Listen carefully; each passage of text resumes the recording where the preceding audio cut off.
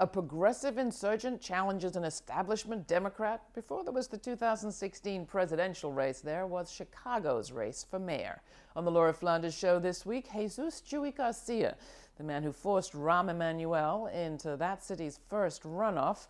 He's our guest, along with Working Families Party National Director Dan Cantor, who believes New York and Chicago are modeling a way forward for progressive Democrats. And later, the author of a new book, Brown is the New White, Steve Phillips, discusses the importance of cultural competence in electoral politics. And a few words from me on pity and mute, the big bad election strategy that is sure to shrink the electorate. Welcome to the Laura Flanders Show, where the people who say it can't be done take a back seat to the people who are doing it.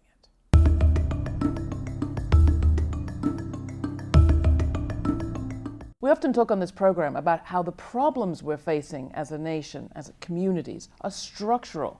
They're not solvable with a simple fix. If they're structural, can they still be affected by electoral changes?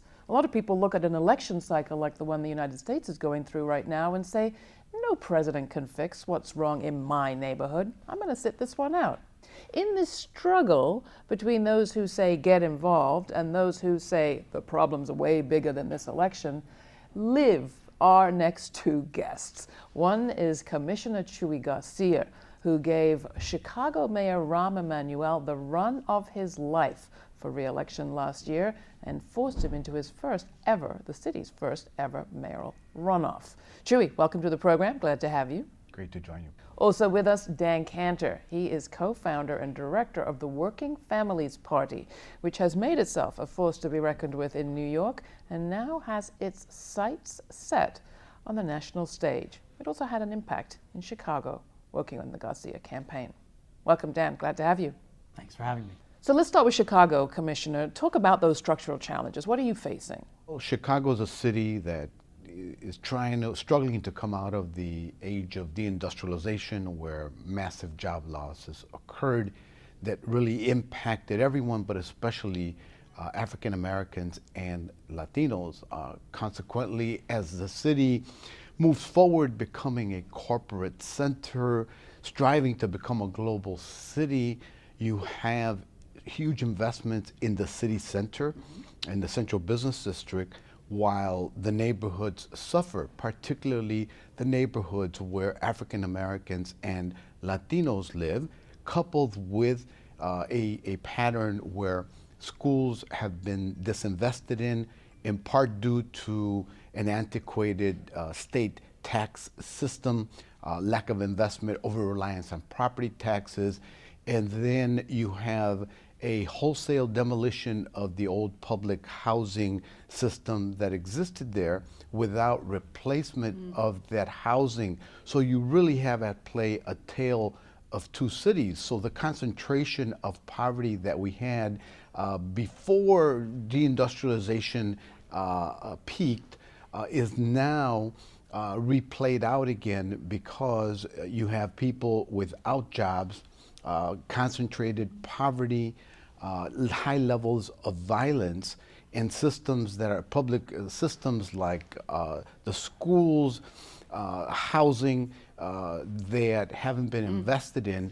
So the concentration of poverty has gotten worse. The city has become more violent, and that's how you acquire, the moniker Chirac. Chicago is in further turmoil over the past 3 months, since we've discovered that we have a very serious criminal justice system that isn't fair, that isn't transparent, where police accountability and violence have been very frequent, and the communities are up in arms about it. So there's also a crisis of confidence in the city. New York's not so different from Chicago in its history. What's the challenge look like where you are, Dan? The structural rules of the political game in New York are better than they are in Chicago, most prominently around public financing of elections.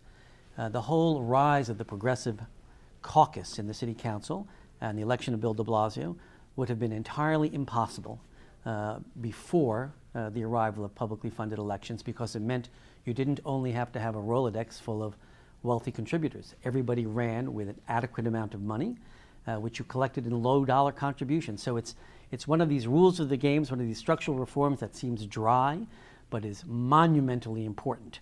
There's an effort underway in Chicago to set up a system similar to New York. If it succeeds, it will transform things. And that's the structural dilemma that really should be on everyone's mind. How much money did you have to raise to run for mayor last year? Well, I wound up raising about $5 million directly, but I was up against $30 million plus the elite newspapers, opinion makers in the city, the political establishment, etc. Had Chicago had a small donor system in place, the results would have been different. Completely. Had there not been concealment of scandals, cover-ups, etc., the results might have been different too. But more importantly, had we had a small donor system in Chicago, clearly the outcome would have been similar to New York's. We made some important gains. We redefined a multiracial, multi-ethnic, across-faith coalition throughout the city, so that's very promising for Chicago.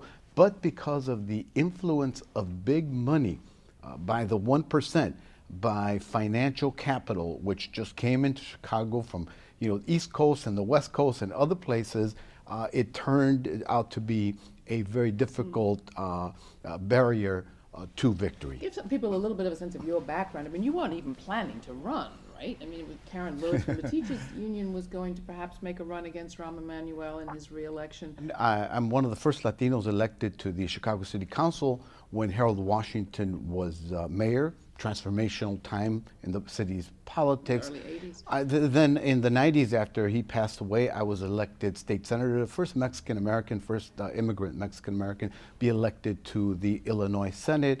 I did 2 terms. I was back at a nonprofit that I founded for 10 years, best job of my life. Then I got elected to Cook County government. I ran to help a progressive get elected, reform that government, which had a bad reputation. I was coasting to a re-election, a 4-year term, without an opponent, first time ever in my life.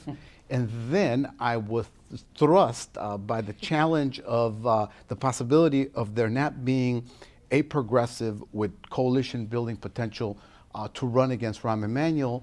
So when my wife gave me the green light, we said, let's do this, and got on the ballot within 3 weeks, filed more petitions than anyone else. And the rest is historic. Yes. We were involved, lots of people were involved. Reclaim Chicago, United Working Families, that's our affiliate there. But Chuy's willingness to run was really nothing less than heroic, and it helped drive turnout for some of the down ballot races. So the Progressive Caucus on the Chicago City Council, I think, won 7 new seats, something like that. 5? Okay, 5.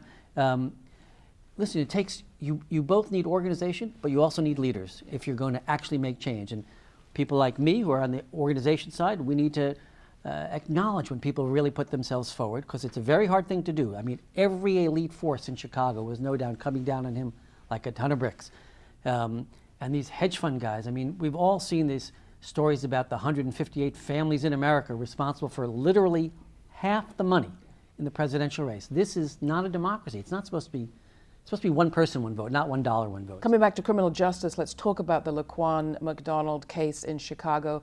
That's another situation where a police shooting of a young black man, the videotape was apparently suppressed for over a year during which that re-election campaign of the mayor took place. The release of the Laquan McDonald video has shaken Chicago and the metropolitan area like nothing else in a long, long time.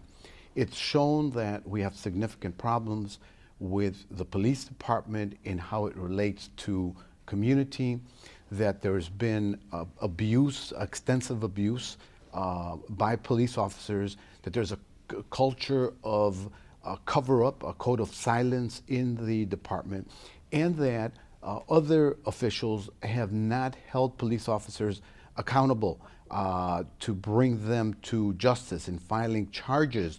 And the state's attorney's been implicated in that. People are so upset that this could happen in the 21st century. People thought we had moved forward as a city, as a region, and that there was greater fairness in the criminal justice system. All of that has been blown off and now it's raw for everyone to see. So it also ushers in, while there are many challenges, a new opportunity to improve the police department in terms of its composition, the practices and the culture and the training of officers, the police accountability mechanisms, the police board, the independent, so-called independent review authority, to restructure it, to just build a new culture about policing and relationship of trust and confidence with the community. We may also have a new state's attorney, which will be important, and now there's a greater understanding about why African Americans and Latinos and poor people in general wind up in our county jail, which is in my county district, by the way, and that we are not being smart about criminal justice. So the window is open for some significant criminal justice reform and transformative reform like never before, but it also opens the door to the other question is, why did politics get so corrupt, and why did certain groups dominate the politics? And it does come back to there's too much money in politics, and it separates ordinary people from their leaders. So to go back to this question of how do you change power, I mean, let's talk aspirational now, and sort of if you had a vision of the next political system. For one, removing the big money out of politics, leveling the playing field. Why? So that ordinary people can run for office and represent their community. The likelihood that they will stay closer to the people that elect them, that they will be loyal to them, that they will fight for their issues, that they will enter into good deals from the annual budget to development in their neighborhoods, to investment in their neighborhoods, a fair share across the board, an equity agenda. That's what can happen. When you remove the money, that will change. People who have taken big money will be shamed into denying it, declining that big money. That is a very important part of a culture. Two, I think that Chicago is on the verge of a generational leadership change, and that many of the activists who were called to action by the injustice in the Laquan McDonald video, in the subsequent videos that have been released and become a part of the conversation in Chicagoland, are the future leaders that our communities desperately need. It will be very, very refreshing. So what's occurred in New York is coming to Chicago, spreading throughout the land, and I think that the Bernie Sanders campaign will also attract many of the future citizen activist legislators that we need at all levels of government. And on the economic side, if you were mayor, what would you do to address some of these questions of inequality? I know that you've supported the great worker-owned co-op of New Era Windows that we've reported on this program. What else? A priority in the neighborhoods. I would not sit on almost $500 million in federal funds designated for public housing. That's what's happened over the past 4 years, when there are over 30,000 people on waiting lists trying to find an affordable place to live in Chicago. So being neighborhood centric is important. Not that we'll ignore the central business district, it will continue to thrive. So much has been invested in it. Good transit is important. Moving people from the areas that have the highest unemployment rate to where the job centers are, another important investment while we work on neighborhood development, finding new clean manufacturing that can occur in the areas that once provided the old manufacturing jobs, in the area of technology, green technology, urban farming, all potential for labor-intensive employment for the neighborhoods that need it the most. That was the fundamental thrust of our campaign, and just greater democracy and decision-making at the local level. Even cities have enormous purchasing power. They have big bank deposits that they can use. So you can incentivize purchasing. You can use purchasing to help co-ops. You can put money in community credit unions as opposed to putting that, in the big banks. There's all sorts. The city can have a housing code that requires retrofits, which creates energy retrofits, creates a huge amount of work, which has been talked about in Chicago and elsewhere. So there's lots of ways to use the levers of power of government to advance the interests of ordinary people, the non-wealthy, It takes good ideas, it takes courageous leaders, but it is not beyond what's possible. And when you do that, you just create an appetite for more. And so it's, we hope, a virtuous cycle. So each of you just speak for a second, and I'll let you go to the viewer at home who's saying, I just can't bear these elections. It's such a drag watching all those ads on my TV. I'm just going to wait until 2017 rolls around. This year is a potentially turning point in American history. If people understand that the system doesn't work for the many across the land, this is the year to make a statement in with respect to who will be the next president. Participating is so essential. I'm really excited about the people that have been, the young people that have been drawn into this campaign. They've got to stay involved if there is going to be systems change in our politics. This could be a year. You can't afford to sit it out, because the most fundamental changes that we've experienced easily in the last 50 years could happen this year, but only if people who have stood away from voting and from politics decide that they're going to become the drivers. You know, the movement for Black Lives has opened a door that I have a feeling African Americans knew already what was behind the door. Someone like me maybe didn't know quite so much.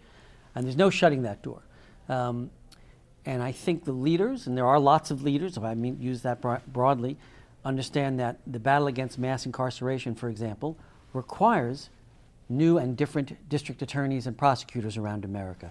It requires different priorities in state legislation and state legislative bodies about how we're going to tax and how we're going to spend and what we're going to spend on in schools, in healthcare, in after-school programs, and so on and so forth. So, I get why people are frustrated. It seems like the system is rigged. It is rigged to a large degree, but it is not without its weak points, and that's where we have to rush through. Well, so Chuy, Harold Washington ran twice. You got a larger percentage of the vote this time around than he did, I think, in his first run. Do you want to declare here that you'll run for mayor? It's a bit early. It has not been a full year since my run, but I have to tell you, I am very, very excited, and I think that the eyes of people in Chicago and Chicagoland have been opened. As a result, I think our region will continue to progress forward. I think people today understand that you cannot have a world-class city or a metropolitan area where part of it is suffering and part of it is thriving. There has to be collaboration. We need to use our natural resources efficiently and fairly. So I think there's a great opportunity to really take a step forward in terms of equity and sustainability for the environment and improve people's lives. And if people want to bring the Working Families Party to where they live, can they do that? They should go on our website and let us know who they are and where they are. We are starting to spread our wings. We're active in 10 states now. There's organizing committees in a couple more, and we're looking to grow still further. But it sounds to me like we all need to get on the bus in 3 years and go hit the doors for Chuy Garcia. Working families are in Chicago. They're very welcome and they're thriving, and they're going to improve things for families there. It's a mutual admiration society. Already built right here. Thank you both. Thank you. White men comprise 31% of the American population and just 23% of Democratic voters. Still, they control nearly 90% of what happens in Democratic politics. How smart is that?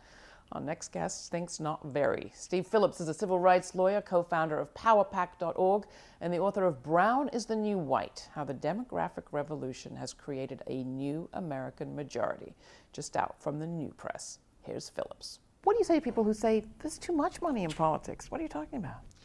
Well, the money is what it is. My issue is how it's actually being spent. So the Democrats spent $2.7 billion in the 2012 election. And my concern is that they're wasting hundreds of millions of dollars because they don't understand how the electorate has changed, and they continue to chase the shrinking sector of the electorate, which is the more conservative white swing voter, instead of investing large amounts of money in the growing communities of color, which are the cornerstones of a new American majority. What kind of money are we talking about?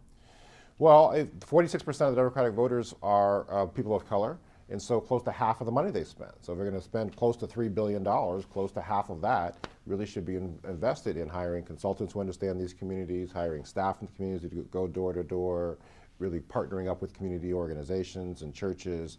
Those types of things are much more effective than 30-second TV ads trying to change the minds of conservative voters. And how much do those TV ads cost on average?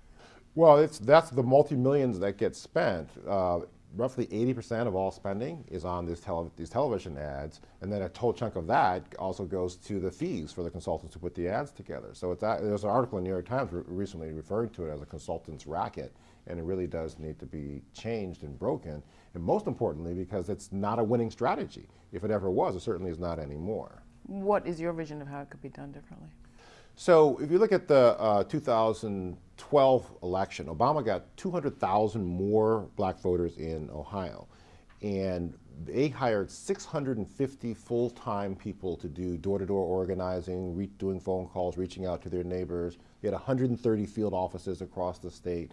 So it's building large capacity and infrastructure in the communities that are growing, hiring from those communities, and developing partnerships with organizations who have the respect and the credibility in those communities. So why should people read your book? Well, first of all, this election is such a critical period. There's so much hanging in the balance, and that with the Obama's election represented the culmination of the civil rights movement, both in terms of the population changes, but also in terms of the issues set. So in terms of health care and equality and women's equality and marriage equality and immigration reform, all of that is at stake. And the conservatives and Republicans want to roll it back. And my concern is that too many Democrats and progressives don't understand what's going on. And they think Obama was a one-off, and so we have to go back to chasing the conservative swing voters. And so the imperative is to get people to understand both what's at stake, but also what the right strategy is to win. So when we have increased turnout in 2008 and 2012, we've won. When we have distanced ourselves from a strong progressive social justice agenda and chased after the more conservative swing voters, we've lost. 2010, 2014, people were uninspired and they stayed home. Which way are we going to go in this post-Obama era, the first post-Obama election? That's the imperative. That's why I wrote this book. Steve Phillips' new book, Brown is the New White, is available at your local independent bookseller. There's more information at our website. Well, here we are in my least favorite phase of the election season, the part where pundits and politicians pile on en masse to pull public aspirations back. Robert Reich, former Secretary of Labor under Bill Clinton, calls it the "we shouldn't even try" attitude common among establishment Democrats. Ralph Nader calls them the hereditary Democratic opinion shapers, who tell their audiences to line up behind experience and electability as if it's that or certain death. This is designed to panic and mute their followers, says Nader, and all too often it does just that. Think about it. What brings people into the political process? I think of what Progressive Caucus co-chair Keith Ellison said when I asked him if he liked campaigning. "I love it," he responded. "It's the time in the year when we talk to our neighbors about their lives and why we care." His eyes lit up. Sure enough, a successful candidate is one like Ellison, the guy who rallies people to believe that the future is about more than fear and that change is possible in their lives, in their families, in their country, and they can be part of it. Bernie Sanders has rallied a lot of people just that way, most especially young voters. He's received 80+% of the youth vote in several states. What happens in elections is candidates talk to people, eyes bright, promises on their lips. They persuade people they can be powerful, they matter, they're needed.